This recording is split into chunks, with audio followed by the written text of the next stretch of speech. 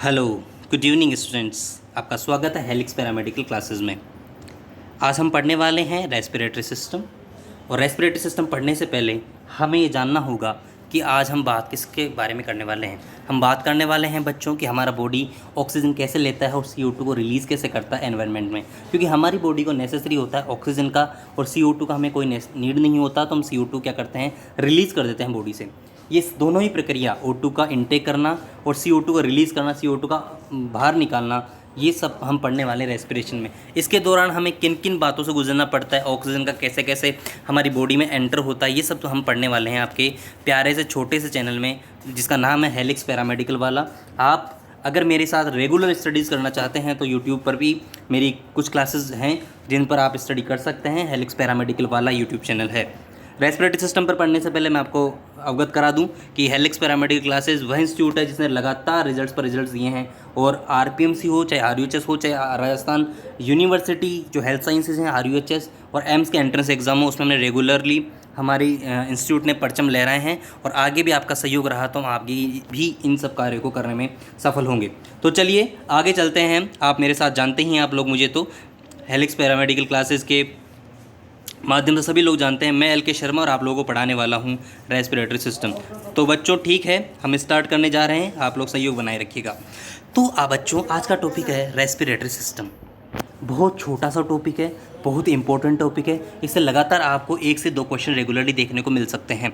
ठीक है बच्चों, हर एक पॉइंट को मैं आपको डायग्रामेटिक, जहाँ डायग्राम की ज़रूरत होगी मैं आपको डायग्राम से बताऊंगा, जहाँ ज़रूरत डायग्राम की नहीं होगी मैं आपको थ्योरी से करवाऊंगा। यहीं पर आप मेरे साथ रेगुलरली बने रहिए, जैसा कि आप लोग देख पा रहे हैं। देखिए बच्चों, यहाँ पर जाने से पहले मैं आपको ले चलता हूँ। रेस्पिरेशन के दौरान बॉडी टिश्यूज़ तथा देखिए, हर चीज़ को पढ़ने का एक तरीका होता है। आप लोग मेरे साथ बने रहिए और इसको आराम से डिटेल में पढ़ते रहिए। देखिए, रेस्पिरेशन के दौरान बॉडी टिश्यूज़, आपकी जो बॉडी के टिश्यूज़ हैं, तथा एक्सटर्नल एनवायरनमेंट मतलब एक्सटर्नल एनवायरनमेंट का मतलब बाह्य वातावरण के बीच गैसियस एक्सचेंज होता है, मतलब गैसों का आदान प्रदान होता है। होता क्या है बच्चों, आपका जो बाहर का एनवायरनमेंट है वहाँ से हम लोग क्या लेते हैं, हमारा बॉडी क्या लेता है, ऑक्सीजन लेता है। और हम एक्सटर्नल एनवायरनमेंट क्या छोड़ते हैं, एक्सटर्नल एनवायरनमेंट में हम CO2 रिलीज़ करते हैं। तो हुआ ना एक्सचेंज, हमारी बॉडी को ऑक्सीजन चाहिए तो हमने कहाँ से लिया, एक्सटर्नल एनवायरनमेंट से लिया। लेकिन अगर हमारी बॉडी को CO2 नहीं चाहिए तो हमने CO2 कहाँ रिलीज़ किया, एक्सटर्नल एनवायरनमेंट के अंदर हमने रिलीज़ किया। तो हुआ ना हमारी बॉडी टिश्यूज़ और एक्सटर्नल एनवायरनमेंट के बीच में एक्सचेंज हुआ। क्या यहाँ तक आप लोगों को कोई समस्या है बच्चों? बिल्कुल नहीं है। आगे की ओर चलते हैं। टिश्यू को O2 सप्लाई, देखिए टिश्यू को ऑक्सीजन सप्लाई चाहिए होती है और कार्बन डाइऑक्साइड अपने टिश्यू को नहीं चाहिए होता है। तो इसमें लिखा हुआ है साफ साफ, टिश्यू को O2 सप्लाई तो कार्बन डाइऑक्साइड का एक्सक्रीशन या उसका एक्सपायरेशन, मतलब कार्बन डाइऑक्साइड में रिलीज़ करना है। ये दोनों ही किसके अंदर आते हैं, रेस्पिरेशन में आते हैं। मतलब अगर आपको मैं एक छोटा सा एग्जाम्पल देता हूँ कि ये मान लो हमारे चिंटू है, या आप लोगों के सामने मैं चिंटू बना दे रहा हूँ। ये आपका चिंटू है, इसकी मोटी मोटी आँखें हैं, ये इसके स्माइली इसने बना दिया है और ये इसका बॉडी है। इसके हाथ ये रहे, आप लोग बोलोगे कि सर हाथ कहाँ गए। ठीक है, ये हमारा चिंटू है। चिंटू के पास में ये आप देखो, ये आपका बाहर का एनवायरनमेंट, एक्सटर्नल एनवायरनमेंट, बाहर का वातावरण है। जैसा कि हम लोग जानते हैं बाहर वातावरण में ही तो रहते हैं हम लोग। ठीक है बच्चों, आज आगे मैं दिखाता हूँ कि यहाँ पर होने क्या वाला है। ये सब मैं क्यों बता रहा हूँ आप लोगों को, इसको लिए देखो। इस चिंटू की बॉडी में बहुत सारे टिश्यूज़ हैं, जैसे कि आपको ये दिख रहे होंगे। ये मैंने आपको ब्लू कलर, इसमें बहुत सारे टिश्यूज़ है बच्चों। सेल्स मिलकर के टिश्यू, तो बहुत सारे टिश्यूज़ को क्या चाहिए, ऑक्सीजन चाहिए। बहुत सारे टिश्यूज़ को क्या चाहिए बेटा, ऑक्सीजन चाहिए। तो आपको ताज्जुब की बात ये होगी कि हमारे को जो ऑक्सीजन मिलता है वो कहाँ से आता है, इन टिश्यूज़ को मिलता है। जो ऑक्सीजन आता है वो इन टिश्यूज़ को मिलता है। और इन टिश्यूज़ के अंदर जो ऑक्सीजन की यूज़ कौन करेगा, सेल्स करेंगे और वहाँ पर क्या कर देंगे, CO2 रिलीज़ कर देंगी। और यहाँ टिश्यू से ये CO2 कहाँ चले जाएगी, बाहर के एनवायरनमेंट में चली जाएगी। इसका प्रोसेस क्या होता है, इन दोनों प्रोसेस को मिला करके हम क्या कहते हैं बेटा, रेस्पिरेशन बोलते हैं, रेस्पिरेशन बोलते हैं, श्वसन बोलते हैं। अब बच्चों मेरी बात सुनो, जिस चीज़ को मैं आप लोगों को बताना चाहता हूँ उसकी ओर आप लोग ध्यान देंगे। देखिए, एनवायरनमेंट से जो टिश्यू मिल रहे हैं, टिश्यूज़ को, जो चिंटू के टिश्यूज़ हैं एनवायरनमेंट से, चिंटू के टिश्यूज़ को क्या मिल रहा है बेटा, ऑक्सीजन मिल रहा है। इट मीन्स बाहर के वातावरण से चिंटू को क्या मिल रहा है, ऑक्सीजन मिल रहा है। मतलब ऑक्सीजन बॉडी के अंदर आ रही है। इस प्रोसेस को क्या बोलते हैं बेटा, इस प्रोसेस को बोलते हैं अपन इंस्पिरेशन। क्या बोलते हैं, इंस्पिरेशन। तो मैं लिख भी देता हूँ, इंस्पिरेशन मतलब ऑक्सीजन का बॉडी में अंदर की तरफ आना। नेक्स्ट, अब बेटा अगर आपके चिंटू के टिश्यूज से CO2 किसको मिल रही है, एनवायरनमेंट को मिल रही है, तो इस प्रोसेस को हम बोलते हैं एक्सपीरेशन। बेटा क्या बोलते हैं, एक्सपीरेशन। तो इस चीज़ को भी मैं आप लोगों के सामने भी लिख देता हूँ और ये आपके सामने प्रकट हो चुका है। इस प्रोसेस को क्या बोलेंगे बेटा, एक्सपीरेशन बोलेंगे। मतलब CO2 का बाहर निकलना क्या हो गया बेटा, एक्सपीरेशन हो गया, और ऑक्सीजन का अंदर आना क्या हो गया बेटा, इंस्पिरेशन हो गया। क्या आपको यहाँ तक की चीज़ें क्लियर है? बिल्कुल क्लियर है। तो मैं आगे की तरफ चलता हूँ। इसमें आपको एक लाइन और पढ़ाऊंगा, उसके बाद में हम आगे चलते हैं। ठीक है बच्चों, चलो ठीक है। अब बच्चों बात आती है कि इंस्पिरेशन और एक्सपिरेशन दोनों मिलकर के, दोनों प्रोसेस क्या कहलाती हैं, दोनों प्रोसेस मिलकर के रेस्पायरेशन कहलाती है। तो मैं कह सकता हूँ कि जो रेस्पायरेशन होता है, वो रेस्पायरेशन इंस्पिरेशन और एक्सपायरेशन दोनों का सम है। मैं कह सकता हूँ बेटा कि जो रेस्पिरेशन होता है, अभी देखिए मैं आपके लोगों के सामने लिख रहा हूँ, रेस्पिरेशन जो होता है वो किस, इसमें दो प्रोसेस इंक्लूड है बेटा। इसमें दो प्रोसेस कौन कौन से वो मैं आप लोगों को बता देता हूँ। इसमें दो प्रोसेस इंक्लूड है, एक तो इंस्पिरेशन, एक तो कौन सा इंक्लूड है बेटा, इंस्पिरेशन इंक्लूड है, और दूसरा कौन सा प्रोसेस इंक्लूड है मैं उसके बारे में आपको बताता हूँ। दूसरा प्रोसेस जो इंक्लूड है वो है एक्सपायरेशन। समझ में आ गया? इन दोनों प्रोसेस को मिलाकर के हम क्या बोलते हैं, रेस्पिरेशन बोलते हैं। ठीक है, तो इंस्पिरेशन और एक्सपायरेशन दोनों को मिलाकर क्या बोलते हैं, रेस्पिरेशन। मतलब श्वास का लेना इंस्पिरेशन और श्वास का छोड़ना एक्सपायरेशन, दोनों को मिलाकर के हम क्या बोलते हैं, रेस्पिरेशन या रेस्पायरेशन बोलते हैं, श्वसन बोलते हैं। ठीक है बेटा, आगे की तरफ चलते हैं। नेक्स्ट पे हम स्टार्ट करते हैं। एक लाइन यहाँ पर बहुत अच्छी लिखी हुई है कि होता क्या है इस दौरान, टिश्यू को O2 की सप्लाई, मतलब टिश्यूज को क्या मिलता है, O2 मिलता है। तो कार्बन डाइऑक्साइड क्या करना है, उसको एक्सक्रीशन करना है, उसको रिलीज करना है बॉडी से। ये दोनों प्रोसेस क्या आती हैं, रेस्पिरेशन के थ्रू होता है। बात समझ में आ गई बेटा? नेक्स्ट लाइन पे चलते हैं। अब हम बात करेंगे आगे कि रेस्पिरेटरी सिस्टम किस तरह से वर्क करता है, रेस्पिरेटरी सिस्टम में क्या क्या चीज़ें इंक्लूड होती हैं। ठीक है बच्चा, चलिए आगे चलते हैं। हम बात करते हैं रेस्पिरेटरी सिस्टम में कौन कौन से स्ट्रक्चर्स इंक्लूड होती हैं। आइए, रेस्पिरेटरी सिस्टम में जो जो स्ट्रक्चर्स इंक्लूड होती हैं उनके बारे में हम थोड़ी सी चर्चा कर लेते हैं। देखिए, रेस्पिरेटरी सिस्टम में जो कंसिस्ट होता है वो इन निम्न प्रकार के स्ट्रक्चर से कंसिस्ट होता है। ये स्ट्रक्चर्स जो है रेस्पिरेटरी सिस्टम को बनाती हैं। देखिए, अगर मैं आपको बात करूं तो होता क्या है, मैं आप लोगों को पहले ये किसकी क्या क्या स्ट्रक्चर्स होती हैं इनको मैं बताने के लिए मैं आपको एक डायग्राम बताता हूँ। उस डायग्राम को पढ़ने के बाद में आपको सारी चीज़ें क्लियर होंगी। देखिए, रेस्पिरेटरी सिस्टम में आपको लोगों को मैं डायग्राम बताना पसंद करूंगा, और इसके बाद में आप लोग देखिए कि हमारा जो O2 इंटेक होता है और CO2 रिलीज होता है वो कहाँ से होता है। देखिए, मैं आपको एक लाइन के थ्रू ड्रॉ करूंगा और उस लाइन को आपको समझने की कोशिश करनी होगी। ठीक है बेटा, चलिए एक मिनट, थोड़ा सा दिक्कत आ रहा है मुझे। हाँ, देखिए बेटा, हाँ ये देखो, ये नोस्ट्रल क्या होता है बेटा, नासा द्वार, जहाँ से अपने नाक के जो दोनों छिद्र होते हैं उनको बोलते हैं नोस्ट्रिल। इनको नासा द्वार भी कहते हैं। यहाँ से ही अपना क्या होता है, ऑक्सीजन एंटर करती है और यहीं से क्या होता है बेटा, CO2 बाहर निकलती हैं। बात समझ में आ गई? तो यहाँ से नोस्ट्रिल के माध्यम से क्या O2 अंदर जाएगा, और कहाँ जाएगा बेटा, नेजल केविटी में जाएगा। कहाँ जाएगा, नेजल केविटी में ऑक्सीजन चला जाएगा। यहाँ तक क्लियर है? यहाँ के बाद में क्या होगा, अब कहाँ पर आ चुका है, नोजल केविटी में आपका ऑक्सीजन आ चुका है या एयर आ चुकी है। ऑक्सीजन मत बोलो क्योंकि मिश्रण है ना, या तो O2 CO2 का मिश्रण है। तो नेजल केविटी से एयर कहाँ जाना है बेटा, नेजल केविटी से यहाँ पर इस प्रोसेस को, ये जो ट्यूब है इसको बोलते हैं फेरिंग्स। किसको बोलते हैं, फेरिंग। तो यहाँ से कहाँ जाएगा, एयर नेजल केविटी से फेरिंग्स में जाना है। कि यहाँ तक बात आपको समझ में आ गई? ठीक है, आगे चलते हैं बच्चा जी। फेरिंग से होगा क्या, फेरिंग से एक ट्यूब और जुड़ा हुआ है, मैं आपको बताऊँगा। आपको मैं छोटी सी डायग्राम बनाता हूँ, उस डायग्राम में आप लोग समझने की कोशिश करना। ठीक है, चलिए बेटा, अभी तक हमने क्या क्या पढ़ लिया उसके बारे में देख लो। उसके बारे में मैं आपको बता देता हूँ कि सबसे पहले एयर कहाँ आ गई, नोस्ट्रल के थ्रू कहाँ आ गई, नेजल केविटी में आ गई, और नेजल केविटी से जो आपकी एयर है वो कहाँ आ गई, फेरिंग्स में आ गई। यहाँ तक किसी को कोई समस्या? अब फेरिंग्स से आगे क्या होता है मैं आपको बताता हूँ। आप लोगों ने देखा होगा, मैंने ये डायग्राम बनाया कि ये देखो, ये आपके नाक के दोनों छिद्र हैं। नाक के दोनों छिद्र ये कहाँ अंदर खुल रहे हैं बेटा, नेजल केविटी में खुल रहे हैं। मैं आप लोगों को थोड़ा सा वापस बताता हूँ, ये आपके नाक के दोनों छिद्र कहाँ खुल रहे हैं बेटा, नेजल केविटी में खुल रहे हैं। ये आपका नेजल केविटी है। नेजल केविटी आगे बेटा किस में खुलता है, ये आगे खुलता है फेरिंग्स में। ये मान लो आपका फेरिंग्स है, ये आपका क्या है बेटा, फेरिंग्स है। इसको मैं P से डिनोट कर रहा हूँ, मैं दोबारा लिख देता हूँ P, अगर आपको समझ में नहीं आ रहा है तो। ये आपका फेरिंग्स है बेटा। फेरिंग्स से आगे क्या होता है, फेरिंग्स से आगे एक पाइप और होता है, जिसमें क्या आता है, जिसमें देखो मैं आपको एक चीज़ बताना चाहता हूँ कि यहीं पर इस फेरिंग्स में तो फूड भी आता है और फेरिंग्स में एयर भी आता है, लेकिन जिस पाइप में केवल एयर जाती है उस पाइप को मैं आपको बनाकर बता देता हूँ। ये रहा आपका पाइप। फेरिंग्स के बाद में एक पाइप होता है जिसे अपन क्या बोलते हैं बेटा, ट्रेकिया बोलते हैं। क्या बोलते हैं, ट्रेकिया बोल दो या फिर हवा का पाइप बोल दो, इसका वाइंड पाइप भी बोल सकते हो, या तो ट्रेकिया बोल दो, या फिर इसको क्या बोलोगे, वाइंड पाइप बोल दोगे। मैं WP बोल सकता हूँ इसको शॉर्ट में, ट्रेकिया बोलो या वाइंड पाइप बोलो। तो फेरिंग्स से जो एयर आती है, मैं इसको ब्लैक कलर से दिखाना पसंद करूँगा बेटा। जो आपका फेरिंग से जो एयर आती है वो कहाँ आती है बेटा, फेरिंग से जो एयर आती है वो कहाँ पर आती है, ट्रेकिया में आती है। कहाँ पर आती है, ट्रेकिया में आती है। अब बेटा मैं एक चीज़ आपको बताना चाहता हूँ कि इस ट्रेकिया के ऊपर एक ढक्कन बना होता है। मैं आपको एक बार बता देता हूँ, थोड़ा सा देखने की कोशिश करना। ये आपका ट्रेकिया है। ट्रेकिया की जो ओपनिंग होती है, जो देखो मैं आपको बता रहा हूँ, अभी मैं ओपनिंग को इस कलर को मैं रेड से दिखा रहा हूँ। देखो ये ट्रेकिया की जो ओपनिंग है, हर एक पाइप की ओपनिंग होती है ये वाली रेड। इसको क्या बोलते हैं बेटा, इस ट्रेकिया की ओपनिंग को, या वाइंड पाइप की ओपनिंग को बोलते हैं ग्लोटिस। क्या बोलते हैं बेटा, इस वाइंड पाइप की ओपनिंग को बोलते हैं अपन ग्लोटिस। तो ये क्या है बेटा, ग्लोटिस है। ये रेड वाले को मैं साइन कर रहा हूँ, ये क्या है बेटा, ग्लोटिस है। ठीक है, ओके। ये जो वाइंड पाइप का ओपनिंग है, ये क्या है बेटा, वाइंड पाइप का ओपनिंग है। ये क्या है आपका, वाइंड पाइप का ओपनिंग है, जो मैंने भी बताया है।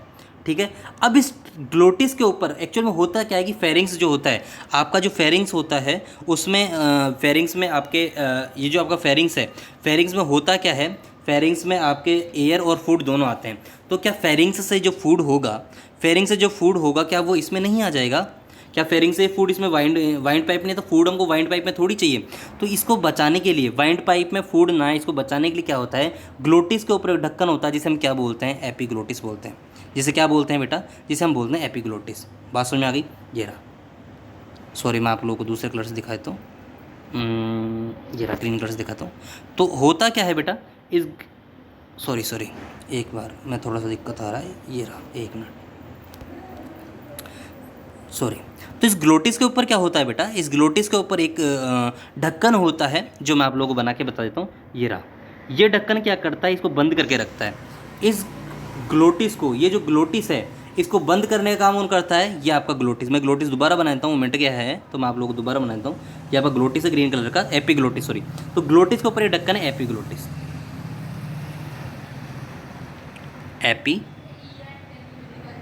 ग्लोटिस। बच्चों ये जो एपिग्लोटिस होता है, तो इस टाइम मैंने कहा ना, फेरिंग्स में फूड और एयर दोनों आते हैं। तो जब फूड आता है तो ये क्या करता है, फूड जब हम निगलते हैं उस टाइम ये एपिग्लोटिस क्या कर देगा, ये एपिग्लोटिस जो है इस ग्लोटिस को बंद कर देगा। ये जो एपिग्लोटिस है किसको बंद कर देगा बेटा, इस ग्लोटिस को बंद कर देगा। और ग्लोटिस में बंद करने से क्या होता है, निगलने के समय जो खाना होगा वो आपके फूड पाइप में जाएगा, ईसोफेगस में जाएगा, इसमें वाइंड पाइप में और ट्रेकिया में नहीं जाएगा। जिससे क्या होता है, तो मैं ये कह सकता हूँ कि एपिग्लोटिस जो होता है वो क्या काम करता है, एपिग्लोटिस फूड को ट्रेकिया में या वाइंड पाइप में जाने से रोकता है। यहाँ तक कोई दिक्कत नहीं है? ठीक है बच्चों, आगे की तरफ चलते हैं। डायग्राम मैं समझाऊंगा, उसके बाद हम लोग थ्योरी पर चलेंगे। ठीक है बच्चों, चलिए। तो बेटा मैंने बात करी अभी तक कि जो आपका फूड है नोस्ट्रिल से कहाँ आ चुका है बेटा, नेजल केविटी में आ चुका है, नेजल केविटी से फेरिंग्स में आ चुका है। जब हम भोजन ग्रहण करेंगे तब तो ये एपिग्लोटिस बंद होगा, अदरवाइज क्या होता है, ओपन रहता है, ओपन अवस्था में होता है। तो यहाँ से क्या होगी, एयर ग्लोटिस में आ जाएगी। ग्लोटिस को होते हैं, ग्लोटिस क्या है, ट्रेकिया ओपनिंग है, और ट्रेकिया के अंदर आ जाएगी। ठीक है, तो ट्रेकिया के अंदर क्या आ जाएगी, हवा आ जाएगी। बेटा आप लोगों ने ट्रेकिया के ऊपर ये देखा होगा, इस तरह के ये देखो, ये ब्लैक कलर के मैंने बता रखे हैं। ट्रेकिया के ऊपर उससे क्या बनते हैं, उपास्थि के बने हुए, कार्टिलेज के बने हुए सी आकार के छल्ले होते हैं। जो कि देखो, ये अगर ट्रेकिया है मान लो, तो इसके ऊपर क्या होते हैं बेटा, छल्ले बने होते हैं। मैं छल्ले को पिंक कलर से दिखा रहा हूँ। ये जो छल्ले होते हैं इस तरह के बने होते हैं। ये आगे की तरफ भी होते हैं, पूरी तरह कंप्लीट ही नहीं होते, तो इसलिए इनको क्या बोलते हैं, अर्धवलयाकार या सेमी सर्कुलर रिंग बोल दो, कार्टिलेजिनस सेमी सर्कुलर रिंग बोल दो, या सी शेप्ड सर्कुलर, सी शेप रिंग भी आप बोल सकते हो। क्योंकि सी का तो शेप बनता है, आप लोग जानते हैं कि नहीं जानते, सी ऐसे ही तो बनता है ना, ये सी ऐसे ही तो बनता है। हाँ, ये सी तो होता है। तो सेमी सर्कुलर रिंग्स होती हैं जो कि कार्टिलेज की बनी होती है और ट्रेकिया के ऊपर होती हैं। ठीक है बेटा, यहाँ पर एक चीज़ मैं और बात करूँगा जिसका मैं आपके बाद में बताऊँगा कि ट्रेकिया की यहाँ पर इस पोजीशन पर ही लेरिंग्स होता है, कंठ होता है। या आपको बताऊँ, जहाँ पर एपिग्लोटिस होता है वहीं पर देखो, मैं आपको दिखा देता हूँ। ये लेरिंग्स कहाँ होता है, जहाँ एपिग्लोटिस से लगभग कनेक्टेड होता है, यहीं पर लेरिंग्स होता है। और ये लेरिंग्स क्या होता है, आपका कंठ होता है, जैसे मैं बोल पा रहा हूँ। तो यहाँ पर ये लेरिंग्स होता है, कंठ होता है। ठीक है, ये भी क्या होता है बेटा, लेरिंग्स भी कार्टिलेज का बना हुआ है, और इसको साउंड बॉक्स भी बोलते हैं। ठीक है बच्चा जी, आगे चलते हैं। यहाँ तक किसी को कोई समस्या हो तो आप लोग मुझे कमेंट सेक्शन में भेज सकते हैं। किसी भी तरह का दिक्कत आप लोगों के साथ नहीं होगा, इसकी मैं आपको गारंटी देता हूँ। ठीक है बच्चों, आगे की तरफ चलते हैं। तो हमारी जो एयर है बेटा कहाँ से कहाँ आ चुकी है, हमारी एयर फाइनली नोस्ट्रल से नेजल केविटी से फेरिंग्स, फेरिंग्स में एपिग्लोटिस अगर ओपन है, भोजन हम नहीं निकल रहे हैं तो कहाँ से आएगी एयर, एपिग्लोटिस ओपन होगा और ग्लोटिस में एयर आ जाएगी। ग्लोटिस के बाद में एयर कहाँ पर आ गई, ट्रेकिया में आ गई है। और ट्रेकिया से देखो यहाँ पर अपनी 5th थोरेसिक वर्टिब्रा के लेवल पर, ये ध्यान देना 5th थोरेसिक वर्टिब्रा पे, वर्टिब्रा क्या होता है, रीढ़ की हड्डी में जो 5वीं थोरेसिक वर्टिब्रा होती है उसके लेवल पर क्या होगा, ये 2 भागों में बढ़ जाएगा। ये क्या होगा, ट्रेकिया 2 भागों में बढ़ जाएगा और इसको क्या बोलेंगे, ब्रोंकाई बोलेंगे। क्या बोलेंगे, ब्रोंकाई। स्पेशल बात यह है बच्चों, जिस सी आकार के छल्ले ट्रेकिया में थे वैसे सी आकार के छल्ले ब्रोंकाई में भी देखने को मिलते हैं। ये बहुत अच्छा क्वेश्चन है कि ट्रेकिया और ब्रोंकाई में तो क्या मिलते हैं, आपके सी आकार के सेमी सर्कुलर रिंग्स मिलते हैं या अर्धवलयाकार क्या होते हैं, उपास्थि के छल्ले मिलते हैं, लेकिन आगे primary bronchi, secondary bronchi, terminal bronchioles इसमें नहीं मिलते हैं। चलिए आगे की तरफ चलते हैं। ठीक है बच्चों, आगे की तरफ चलते हैं। मैं इस डायग्राम को थोड़ा सा ऊपर की ओर लेता हूँ। देखिए अब समझने वाली बात यह है कि ब्रोंकाई में क्या होगा, ये ब्रोंकाई आगे जाके फिर देखो डिवाइडेड होगा। देखो ये हो गया, ये आगे डिवाइड हो गया, इसको क्या बोलेंगे, प्राइमरी ब्रोंकियोल। फिर ये प्राइमरी ब्रोंकियोल क्या होगा बेटा, 2 में डिवाइड होगा, फिर इसको क्या बोलेंगे, सेकेंडरी ब्रोंकियोल। ऐसे फिर आगे डिवाइड होगा तो टर्शियरी ब्रोंकियोल। ऐसे लास्ट में जो ब्रोंकियोल उसको क्या बोलेंगे, टर्मिनल ब्रोंकियोल। और टर्मिनल ब्रोंकियोल पे क्या होंगी बेटा, एल्वियोलाई होंगी। बात समझ में आई क्या, दोबारा रिवाइज कर देता हूँ बेटा, दोबारा रिवाइज कर देता हूँ। दोबारा रिवाइज में देखिए सुनो, ये आपका ब्रोंकाई है, ब्रोंकाई से मान लो ये 2 में डिवाइड हुआ, सॉरी ये जो ब्रोंकाई है किस में डिवाइड हो जाएगा, प्राइमरी ब्रोंकाई ब्रोंकियोल में, सॉरी प्राइमरी ब्रोंकियोल में डिवाइड हो जाएगा। प्राइमरी ब्रोंकियोल फिर आगे 2 में डिवाइड हो जाएगा तो किस में डिवाइड होगा, ये सेकेंडरी ब्रोंकियोल में। सेकेंडरी बाद में फिर आगे 3 में आगे डिवाइड हो जाएगा तो क्या बोलेंगे, टर्शियरी ब्रोंकियोल। फिर आगे डिवाइड हो जाएगा तो क्या बोलेंगे, टर्मिनल, है ना। और टर्मिनल ब्रोंकियोल पे यहाँ पर क्या होता है बेटा, एल्वियोलाई जुड़ी होती हैं। क्या होती हैं, एल्वियोलाई जुड़ी होती हैं। मैं आपको दिखाता हूँ, देखो कैसे, इसको समझने की आप लोगों को कोशिश करनी है। देखिए ये आपका क्या हो गया, ब्रोंकाई, ठीक है। ये आपका क्या होगा, प्राइमरी ब्रोंकाई, फिर ये आगे और डिवाइड हो गया, सेकेंडरी ब्रोंकाई, टर्शियरी, आगे क्या लास्ट में जुड़ा हुआ है, देखो ये गोले गोले क्या हैं आपके, ये गोले गोले हैं आपके एल्वियोलाई होते हैं, जिनके अंदर क्या होता है, ऑक्सीजन आती है और लास्ट में यहाँ पर आदान प्रदान होता है गैसेस का। ठीक है बच्चों, तो मैं आप लोगों को बताता हूँ कुछ सारी चीज़ें कि ब्रोंकाई के बाद में एयर कहाँ आनी है, वो उस चीज़ को देखने की कोशिश करें। ब्रोंकाई में एयर आई, ब्रोंकाई के बाद में एयर कहाँ पर आई बेटा, प्राइमरी ब्रोंकाइल में आई, ब्रोंकियोल में आई। प्राइमरी के बाद में आई सेकेंडरी ब्रोंकियोल में आई। सेकेंडरी ब्रोंकियोल के बाद किस में आई, टर्शियरी ब्रोंकियोल में आई। टर्शियरी ब्रोंकियोल के बाद में किस में आई, एयर टर्मिनल ब्रोंकियोल में आई। और टर्मिनल ब्रोंकियोल के बाद में एयर कहाँ आई, एल्वियोलाई में आई। बात समझ में आ गई है बच्चों। अब थोड़ा सा मैं इस को डायग्राम में बताना चाहता हूँ कि ये जो सारी चीज़ें होती हैं वो एक इस तरह के संरचना में कैद होती हैं और इन दोनों को क्या बोलते हैं, लंग्स बोलते हैं। ये तो कौन सा हो गया बेटा, आपका लेफ्ट लंग हो गया और ये कौन सा हो गया बेटा, आपका राइट लंग्स हो गया। तो अगर जब भी आपसे लंग्स पूछा जाए तो कुल मिलाकर के आपको इसके अंदर की सारी संरचनाएं बतानी है। इसके अंदर जो भी संरचनाएं हैं, प्राइमरी ब्रोंकियल्स वगैरह, ये सब बताना है। ठीक है, ये सब आपको बताना है। तो लंग्स का डायग्राम आए तो भी आपको यहाँ से लेकर यहाँ तक का डायग्राम बनाना है। ठीक है, अगर लंग्स का डायग्राम अगर आपसे लंग्स पूछा जाए तो यहाँ से लेकर यहाँ तक का डायग्राम बनाना है आप लोगों को। और अगर आपसे ट्रेकिया पूछा जाए तो भी आप लोगों को यहाँ तक का पूरा सारा विवरण देना है। ठीक है बच्चों, चलिए आगे चलते हैं हम। तो होता क्या है, मैंने जैसा कि आपको बताया कि ये तो लेफ्ट लंग हो गया और ये क्या हो गया, आपका राइट लंग हो गया। ठीक है, इन दोनों के बीच में ये ऊपर की सारी चीज़ क्या थी बेटा, थोरेसिक कैविटी थी। लेकिन ये क्या होता है, थोरेसिक कैविटी के बाद में देखो यहाँ पर एक संरचना होती है, इसको बोलते हैं डायफ्राम। क्या होता है, बोलते हैं बेटा डायफ्राम। और डायफ्राम के नीचे कौन सी संरचना चालू हो जाती है, एब्डोमिनल कैविटी चालू हो जाती है। क्या हो जाती है बेटा, एब्डोमिनल कैविटी, एब्डोमिनल कैविटी चालू हो जाती है। ऊपर की सारी कौन सी थी बेटा, थोरेसिक कैविटी थी। बात समझ में आएगी नहीं आई, ये एब्डोमिनल कैविटी और नीचे की जो संरचना और ऊपर की जो संरचना थी वो क्या थी, थोरेसिक थी। तो जब भी लंग्स आपको पढ़ना है, जब भी आपको लंग्स पढ़ना है बेटा, तो आप लोग सारी संरचनाएं बताओगे। और ये डायफ्राम होता है जो थोरेसिक कैविटी और एब्डोमिनल कैविटी को सेपरेट करने का कार्य करता है। बात समझ में आती है क्या बच्चों। इसके आगे की संरचनाएँ कल हम एक एक चीज़ें पढ़ेंगे कि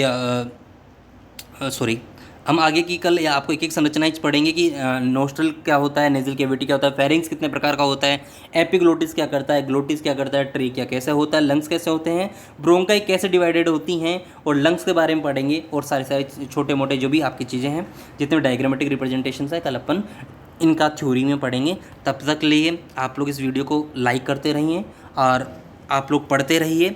मेरे बच्चों से कमिटमेंट है कि आपको 1% भी हेलिक्स के माध्यम से कोई दिक्कत नहीं होगी। हेलिक्स में पढ़ने वाला हर एक बच्चा बढ़ेगा, इस बात की मैं गारंटी लेता हूँ।